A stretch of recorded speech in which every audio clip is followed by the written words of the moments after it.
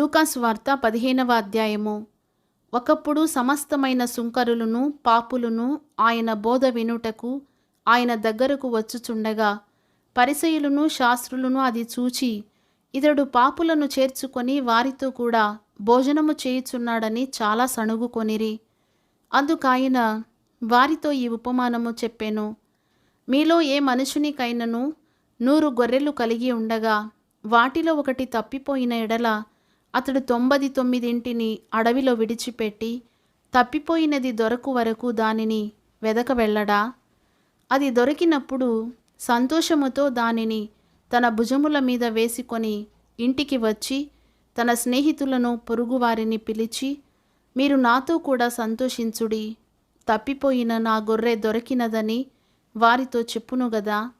అటువలే మారుమనసు అక్కరలేని 99 మంది నీతిమంతుల విషయమై కలుగు సంతోషము కంటే మారుమనసు పొందు ఒక్క పాపి విషయమై పరలోకమందు ఎక్కువ సంతోషము కలుగును.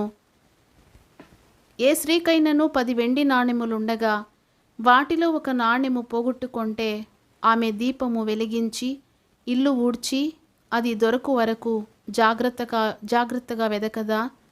అది దొరికినప్పుడు తన చెలికత్తెలను పొరుగువారిని పిలిచి, నాతో కూడా సంతోషించుడి, నేను పోగొట్టుకొనిన నాణ్యము దొరికినదని వారితో చెప్పును గదా. అటువలే మారుమనసు పొందు ఒక పాపి విషయమై దేవుని దూతల ఎదుట సంతోషము కలుగునని మీతో చెప్పుచున్నానెను. మరియు ఆయన ఇట్లనెను, ఒక మనుష్యునికి 2 కుమారులుండిరి. వారిలో చిన్నవాడు, తండ్రి ఆస్తిలో నాకు వచ్చు భాగమిమ్మని తన తండ్రిని అడుగగా అతడు వారికి తన ఆస్తిని పంచిపెట్టెను. కొన్ని దినములైన తరువాత ఆ చిన్న కుమారుడు సమస్తమును కూర్చుకొని దూరదేశమునకు ప్రయాణమైపోయి అచ్చట తన ఆస్తిని దుర్వ్యాపారము వలన పాడు చేసెను. అదంతయు ఖర్చు చేసిన తరువాత ఆ దేశమందు గొప్ప కరువు రాగా వాడు ఇబ్బంది పడసాగి వెళ్ళి ఆ దేశస్థులలో ఒకని చెంత చేరెను. అతడు పందులను మేపుటకు తన పొలములలోనికి వానిని పంపెను. వాడు పందులు తిను పొట్టుతో తన కడుపు నింపుకొన ఆశపడెను గాని ఎవడునూ వానికేమియూ ఇయ్యలేదు. అయితే బుద్ధి వచ్చినప్పుడు వాడు, నా తండ్రి యొద్ద ఎంతోమంది కూలివాండ్రకు అన్నము సమృద్ధిగా ఉన్నది, నేనైతే ఇక్కడ ఆకలికి చచ్చిపోవచ్చున్నాను.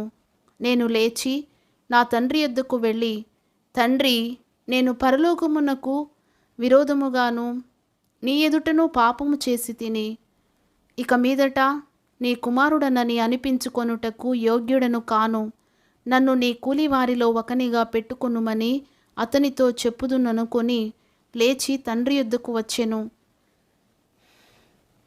వాడింకా దూరముగా ఉన్నప్పుడు తండ్రి వానిని చూచి కనికరపడి పరుగెత్తి వాని మెడ మీద పడి ముద్దు పెట్టుకొనెను.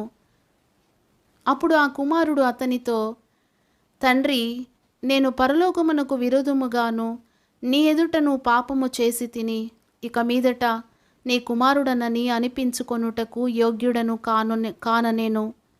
అయితే తండ్రి తన దాసులను చూచి ప్రశస్త వస్త్రము త్వరగా తెచ్చి వీనికి కట్టి వీని చేతికి ఉంగరము పెట్టి పాదములకు చెప్పులు తొడిగించుడి, క్రొవ్విన దూడను తెచ్చి వధించుడి, మనము తిని సంతోషపడుదము. ఈ నా కుమారుడు చనిపోయి మరలా బ్రతికెను, తప్పిపోయి దొరికినని చెప్పెను. అంతటా వారు సంతోషపడసాగిరి. అప్పుడు అతని పెద్ద కుమారుడు పొలములో ఉండెను. వాడు పొలము నుండి వచ్చుచు ఇంటి దగ్గరకు రాగా వాద్యములను నాట్యమును జరుగుట విని దాసులలో ఒకని పిలిచి ఇవి ఏమిటని అడుగగా ఆ దాసుడు అతనితో, నీ తమ్ముడు వచ్చి ఉన్నాడు, అతడు తన యొద్దకు సురక్షితముగా వచ్చినందున నీ తండ్రి క్రొవ్విన దూడను వధించెననెను. అయితే అతడు కోపపడి లోపలికి వెళ్ళనొల్లకపోయెను గనుక అతని తండ్రి వెలుపలికి వచ్చి లోపలికి రమ్మని బతిమాలుకొనెను.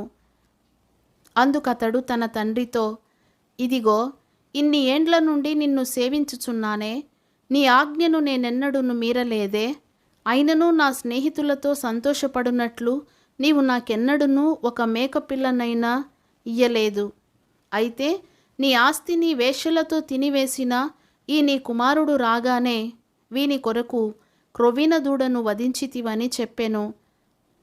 అందుకతడు, కుమారుడా, నీవెల్లప్పుడూ నాతో కూడా ఉన్నావు, నావన్నీయు నీవి. మనము సంతోషపడి ఆనందించుట యుక్తమే. ఈ నీ తమ్ముడు చనిపోయి తిరిగి బ్రతికెను, తప్పిపోయి దొరికెనని అతనితో చెప్పెను.